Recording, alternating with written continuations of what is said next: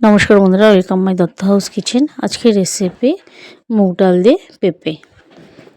ফার্স্টে আমরা মুগ ডালটাকে শুকনো কড়াইয়ে ভালো করে লাল লাল করে ভেজে নেব।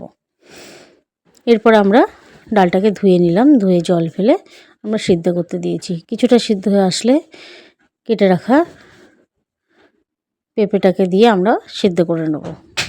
পেঁপেটা সিদ্ধ হয়ে এসছে, এরপর আমরা দিয়ে দিলাম হলুদ গুঁড়ো, স্বাদ মতন লবণ দিয়ে ভালোভাবে আমরা ডালটাকে ঘেটে নিচ্ছি। এরপর আমরা দিয়ে দিলাম ফোড়নে দুটো শুকনো লঙ্কা, আর কিছুটা দিলাম হলুদ, আর একটু দিয়েছি লবণ, কারণ আদাটাকে আমরা ভালোভাবে ভাজবো।